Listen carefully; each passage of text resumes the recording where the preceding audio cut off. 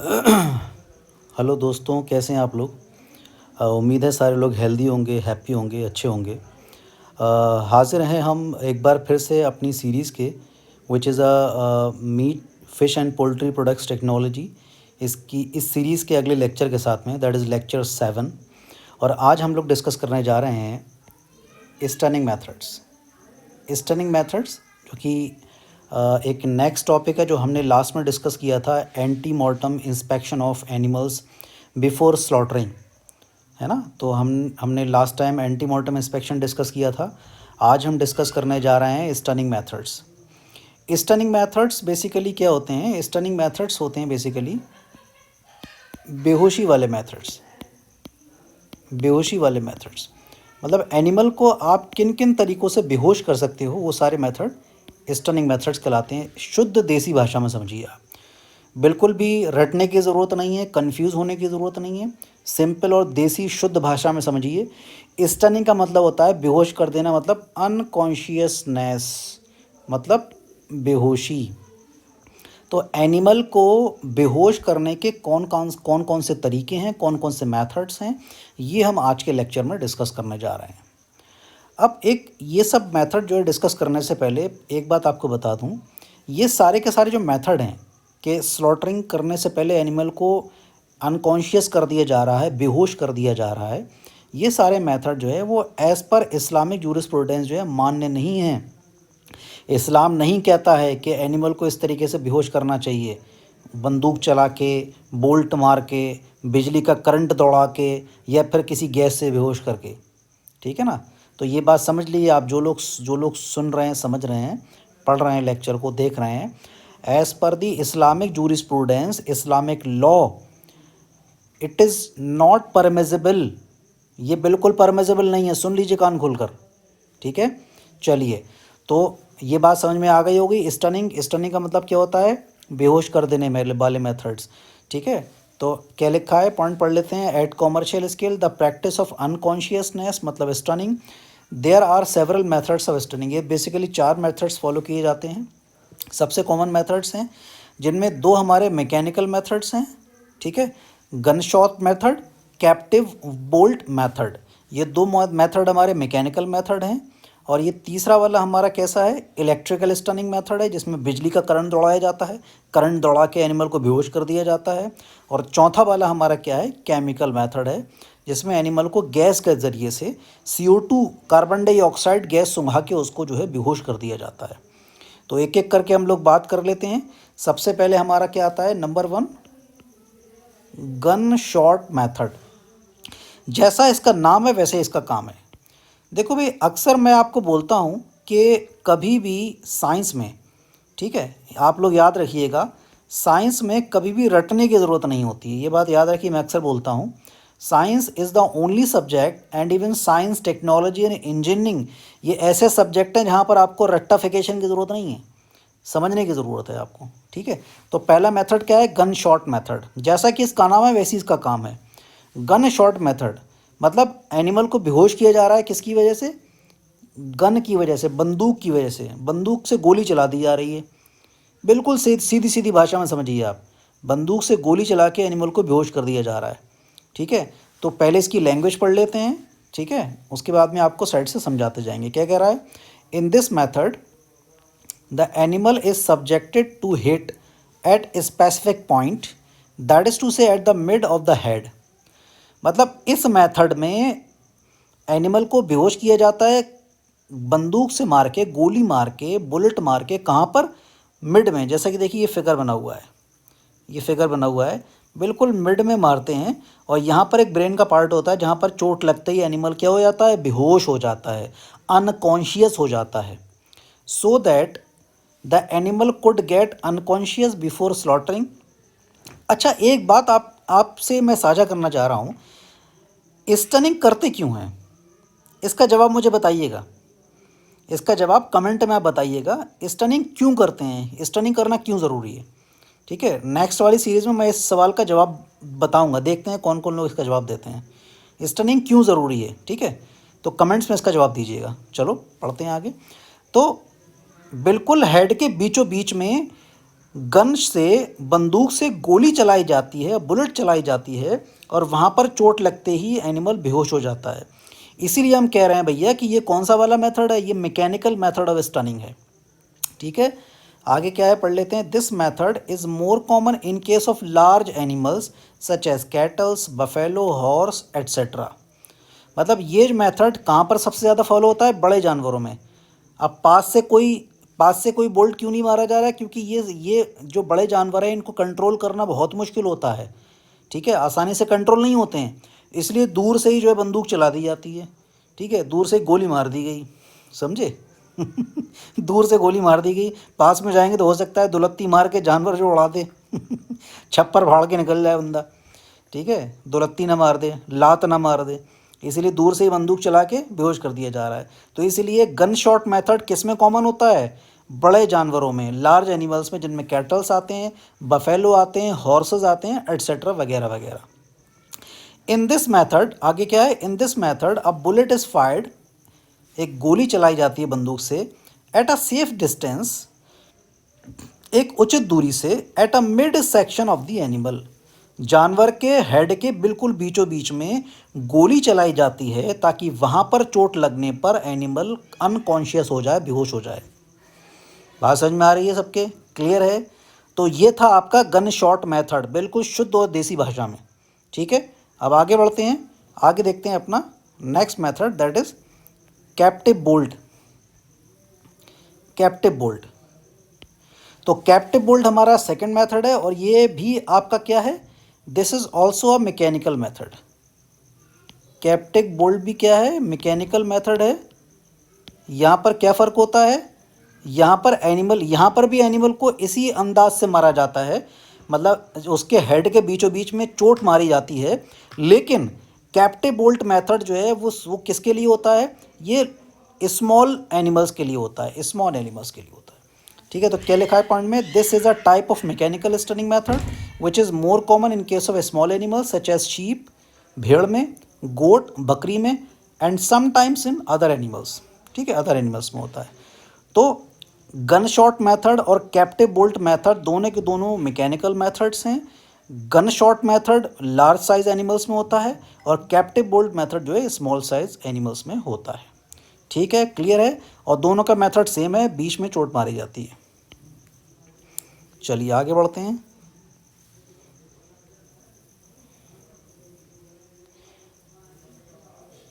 ये पॉइंट है, पढ़ लेते हैं।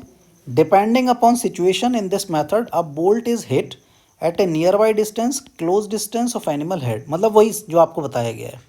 ठीक है, क्योंकि एनिमल छोटा होता है और छोटे जानवर को कंट्रोल करना कंपैरेटिवली थोड़ा सा आसान होता है, इसलिए पास में से ही बोल्ट पकड़ के मार देते हैं। वो बकरी बेहोश हो जाती है, भेड़ बेहोश हो जाती है। ठीक है, मैकेनिकली उसको अनकॉन्शियस कर दिया जाता है, बेहोश कर दिया जाता है। ठीक है, तो ये है। बात कर लेते हैं थर्ड मेथड, जो कि हमारा क्या है? Electrical stunning method. ये हमारा इलेक्ट्रिकल मेथड है। अब काम सब में एक ही करना है, एनिमल को हमें बेहोश करना है ताकि ज़्यादा हाथ पैर ना मारे वो। ठीक है, काम सब में एक ही करना है, तरीके अलग अलग हैं। यहाँ पर एनिमल को हम बेहोश कर रहे हैं वो बिजली का करंट लगा के कर रहे हैं, बिजली का करंट लगा दिया, दौड़ा दिया। तो पहले पढ़ लेते हैं क्या लिखा है। In this method a current shock is given to the animal with a voltage range of 80 to 90 volt to unconscious the animal. It is common in case of large size animals such as buffalo, cattle, steers, etc. तो देखिए ये बहुत ज़्यादा important है। ये आपका जो जो जो वैल्यू है 80 से 90 वोल्ट, ये बहुत सारे कॉम्पिटिटिव एग्जाम में आता है कि इलेक्ट्रिकल स्टनिंग मेथड जो है जब जानवरों को दिया जाता है तो कितना वोल्टेज इस्तेमाल किया जाता है, तो कितना होता है? 80 टू 90, 80 से 90 वोल्ट, ये याद रखिएगा आप। बाकी इसमें कुछ भी स्पेसिफिक डेटा नहीं है। तो इलेक्ट्रिकल स्टनिंग मेथड एक ऐसा स्टनिंग मेथड है जहाँ पर जानवर को बिजली का करंट लगा के बेहोश कर दिया जाता है और उस बिजली के करंट में जो जो वोल्टेज होता है वो कितना होता है? 80 से 90 वोल्ट होता है। और इलेक्ट्रिकल स्टनिंग मेथड किसके लिए इस्तेमाल होता है? लार्ज साइज एनिमल के लिए होता है, जैसे बफेलो, भैंस हो गया, कैटल्स हो गए, स्टीयर्स हो गए, एट्सेट्रा। समझ में आ गई बात? क्लियर है? चलिए आगे बढ़ते हैं। लास्ट हमारा मेथड है fourth, CO2 method, carbon dioxide method. और ये हमारा क्या कहलाता है? This is chemical method. Chemical method of stunning. जैसा इसका नाम है वैसी काम है। तो यहाँ पर जो जानवर को बेहोश किया जा रहा है वो CO2 सुंघा के किया जा रहा है, ठीक है, CO2 सुंघा के। इसमें कंसंट्रेशन मेन है, तो पढ़ लेते हैं। In this method the animal is subjected to keep in high CO2 environment, that is to say 85% CO2 for 45 seconds so that the animal get unconscious before slaughter. बताइए, तो जानवर को जो CO2 सुंघाई जा रही है, जो एयर सुंघाई जा रही है, उसमें 85% CO2 है, ठीक है। बाकी अदर गैसेज हैं, ऑक्सीजन वगैरह, अटरम सेट्रम। कितनी देर के लिए? 45 सेकंड के लिए। तो इतनी देर में एनिमल क्या होता है? जानवर बेहोश हो जाता है, अनकॉन्शियस हो जाता है, और फर्दर उसकी स्लॉटरिंग कर ली जाती है। तो कुल मिला के ये 4 मेथड हमने सीखे। 2 मैकेनिकल मेथड्स थे हमारे, gun shot method, captive bolt method, एक हमारा इलेक्ट्रिकल स्टनिंग था, और ये लास्ट वाला हमारा था CO2 मेथड। ये 4 मेथड हैं स्टनिंग मेथड्स के, ठीक है। इसको याद रख लीजिए, इसके अलावा कोई नहीं है, यही 4 मेथड्स हैं, ठीक है। चलिए, तो ये हमारा था स्टनिंग मेथड्स। अब हम बात कर लेते हैं स्लॉटरिंग मेथड्स की, कि स्लॉटर के कौन कौन से मेथड होते हैं। तो देखिए, एनिमल को स्लॉटर करने के मुख्यतः जो है मेन रूप से ये 3 मेथड्स होते हैं। हलाल मेथड होता है, कोशर मेथड होता है, और झटका मेथड होता है, ठीक है। इसके अलावा और कोई मेथड नहीं है, यही सारे मेथड होते हैं, ठीक है। तो हलाल मेथड सब लोग जानते हैं, मुस्लिम्स प्रैक्टिस करते हैं। कोशर, हलाल मेथड मुस्लिम प्रैक्टिस करते हैं, कोशर मेथड ज्यूज़ प्रैक्टिस करते हैं, यहूदी। और झटका मेथड जो है वो सिख पीपल और अदर नॉन मुस्लिम्स फॉलो करते हैं, ठीक है। तो एक एक करके पढ़ लेते हैं इसको। सबसे पहले हलाल मेथड। हलाल मेथड, तो हलाल मेथड बेसिकली क्या होता है? This method is followed by as per Islamic jurisprudence, Islamic sharia, according to which the animal is slaughtered by making a incision at the ventral side near the jugular vein by reciting बिस्मिल्लाह अल्लाहु Akbar.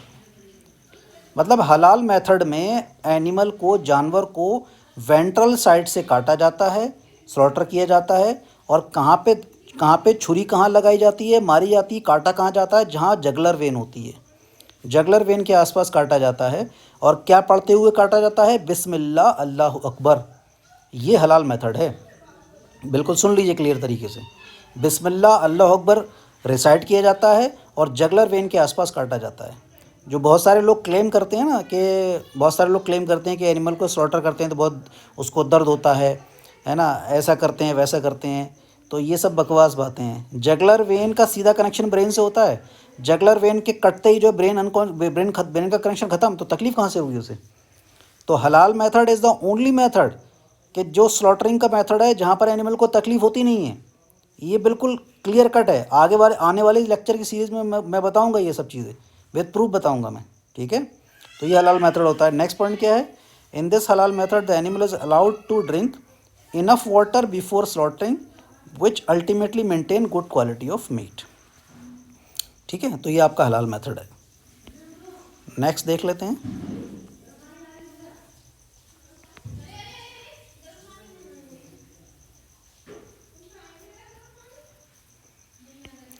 Next point में क्या कर रहे हैं?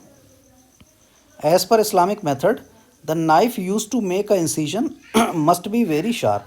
मतलब जिस चाकू से आप एनिमल को काट रहे हैं, स्लॉटर कर रहे हैं, वो बहुत तेज़ होना चाहिए। It should not be blunt, वो मोथर नहीं होना चाहिए, चपटा नहीं होना चाहिए, धारदार होना चाहिए। In halal method the percentage of bleeding is maximum than any other method.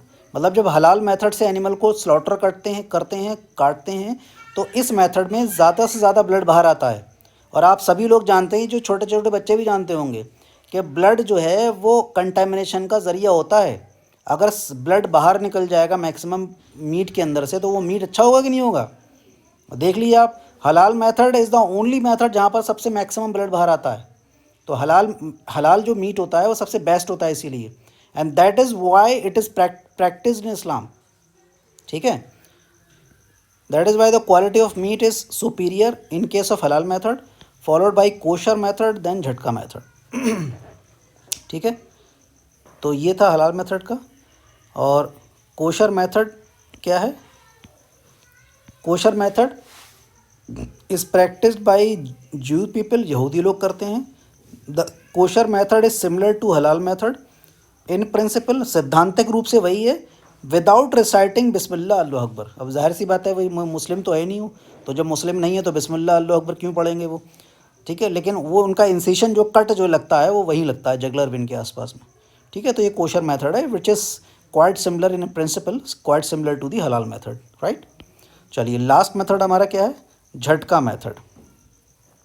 झटका मेथड, तो लास्ट मेथड झटका मेथड क्या लिखा है?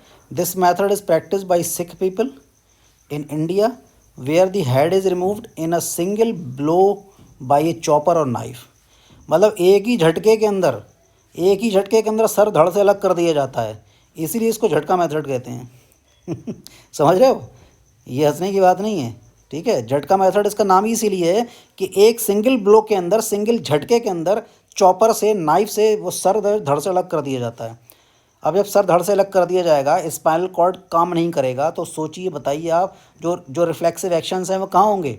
स्पाइनल कॉर्ड आपने काट दिया और रिफ्लेक्सिव एक्शन नहीं होंगे, तो क्या ज़्यादा से ज़्यादा ब्लड बाहर निकलेगा? नहीं निकलेगा।